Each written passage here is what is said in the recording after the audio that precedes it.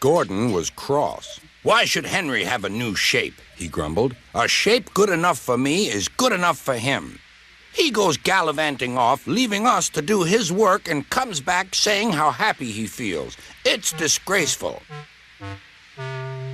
And there's another thing. Henry whistles too much. No respectable engine ever whistles loudly at stations. It isn't wrong, but we just don't do it." Poor Henry didn't feel happy anymore. "Never mind," whispered Percy. "I'm glad you're home again. I like your whistling." "Goodbye, Henry," called Gordon. "We're glad to have you with us again, but remember what I said." Later, Henry stopped at Edward's station. "Hello, Henry," said Edward. "You look splendid. I was pleased to hear your happy whistle yesterday." "Thank you, Edward," smiled Henry. "Shh! Can you hear something?" "It sounds like Gordon," said Edward, "and it ought to be Gordon. But Gordon never whistled like that." It was Gordon. He came rushing down the hill at a tremendous rate. He didn't look at Henry, and he didn't look at Edward. He screamed straight through the station and disappeared. "Well," said Edward. "It isn't wrong," chuckled Henry, "but we just don't do it." And he told Edward what Gordon had said.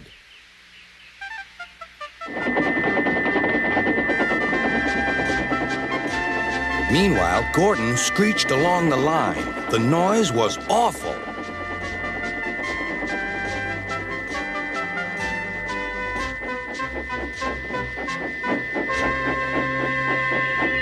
At the station, everyone covered their ears. Sir Topham Hatt covered his ears, too. "Take him away," he bellowed, "and stop that noise." Gordon puffed sadly away, but he wouldn't stop whistling until two fitters climbed up and knocked his whistle valve in place. That night, Gordon slunk into the shed. He was glad it was empty. "It isn't wrong," murmured Henry to no one in particular, "but we just don't do it." No one mentioned whistles. Next morning, Henry was enjoying himself enormously. "I feel so well, I feel so well," he sang. "Trickety-trock, trickety-trock," hummed his coaches. Then he saw some boys on a bridge. "Beep, beep, hello," he whistled.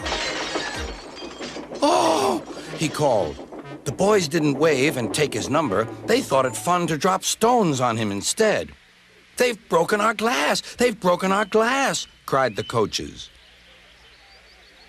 The passengers weren't hurt, but they were cross. "Call the police." "No," said the driver. "Leave it to Henry and me." "What will you do?" they asked. "Can you keep a secret?" "Yes, yes."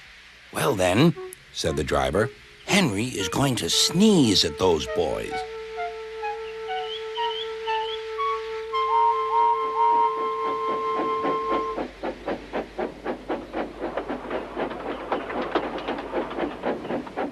Lots of people were waiting at the station just before the bridge. They wanted to see what would happen.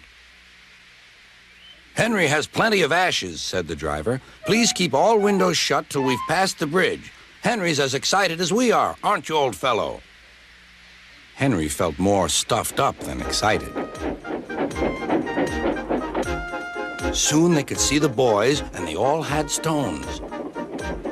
"Are you ready, Henry?" said the driver. "Sneeze hard when I tell you." "Now," he said. Achoo!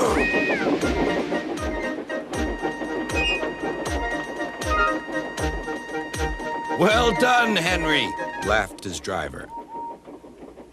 Henry went home, hoping that next time he saw Gordon and the boys, they would have learned not to be so mean.